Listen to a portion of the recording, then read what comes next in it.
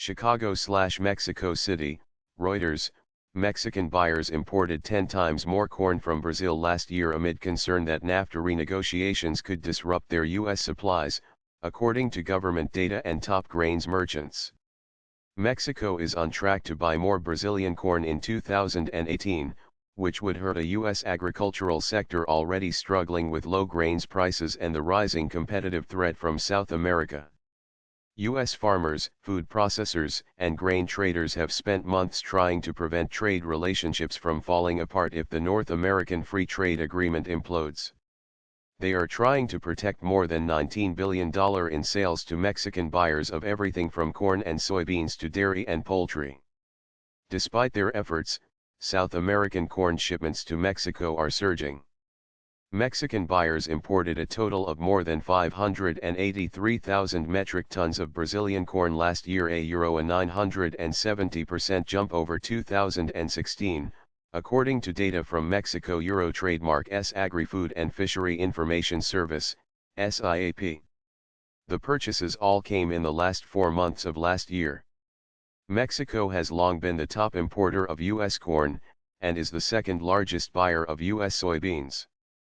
But Mexican buyers are shifting to Brazilian corn to reduce their decades-old reliance on U.S. supplies for mills, and for animal feed for pigs and cows.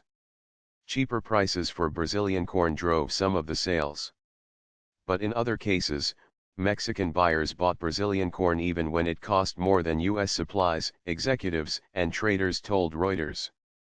We bought from Brazil for 2 reasons, said Edmundo Miranda, commercial director of Grupo Gramasa, one of Mexico Eurotrademark's top grains merchants.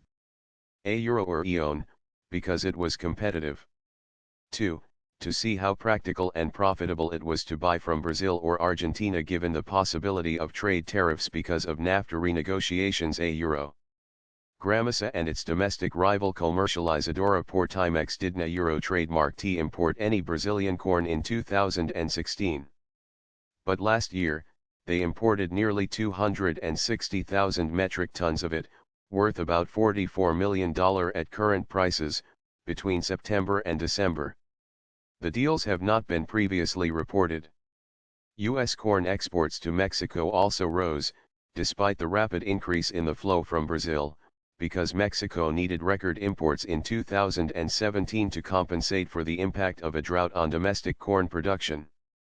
Mexico boosted U.S. imports by 6.6%, according to U.S. Department of Agriculture data. Mexico buys far more corn from the United States than Brazil, taking 14.7 million tons in 2017, according to U.S. government data. Brazil continues to make inroads into U.S. market share, however, and Mexican purchases of Brazilian corn continued in January, rising to 100,000 metric tons from none a year earlier, according to Mexican government and trade sources. Tense talks. U.S. President Donald Trump has said he will scrap NAFTA if his administration cannot negotiate trade terms with Mexico and Canada that are more favorable to the United States. The next round of talks is later this month. An end to NAFTA, farm and trade groups say, would likely lead to increased tariffs on grains trade, hurting one of the electoral constituencies that carried Trump to power. During his campaign, Trump promised farming communities that agriculture would benefit from his presidency. White House spokeswoman Lindsay Walters said the Trump administration aims to increase market access for U.S. agriculture in NAFTA renegotiations. U.S. agriculture has generally done well under NAFTA, Walters said, but there is more work to be done. U.S. agriculture industry groups have fought to keep their trade advantages since Trump took power, eager to retain tariff-free or low-tariff access when trading with Mexico, Canada, and other countries.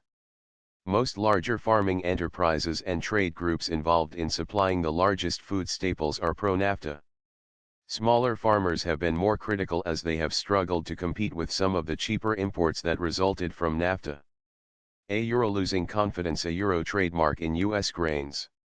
The U.S. is already on course to lose its position as the top global corn exporter. Brazil is gaining by producing cheaper supplies that help offset higher freight costs to some destinations such as Mexico. Deteriorating U.S. trade relations with Mexico, which buys nearly a quarter of U.S. corn exports, could accelerate Brazil-Euro trademark's rise. Mexican importers that have bought from Brazil have also often found a higher quality product. I have the American, I have the Brazilian and the Argentinian, which one do I buy from? The cheapest euro, said Alfredo Castillo, marketing manager of Portimex. Euro, or if the euro trademark at the same price, euro trademark go for the Brazilian euro. Staff from the U.S. Grains Council, an industry trade group, have met numerous times with Mexican buyers and government officials to reinforce the importance of grain trade between the two countries, council officials said. Last November, the council and the National Soybean Growers Association jointly sent a team from the U.S. to Mexico, tasked with saving trade in grain and oil seeds worth nearly $4.4 billion per year. The officials received a somewhat frosty reception in Mexico, said Thomas Light, Chief Executive Officer of the U.S. Grains Council. While most wanted to keep buying U.S. grains, one Mexican feed manufacturer told the Americans, we euro trademark losing confidence in the U.S. as a reliable supplier, euro, said Slight, declining to name the customer. Mexican officials gave the same message to a U.S. trade mission that traveled there in December, said Kevin Scones, president of the U.S. trade group National Corn Growers Association.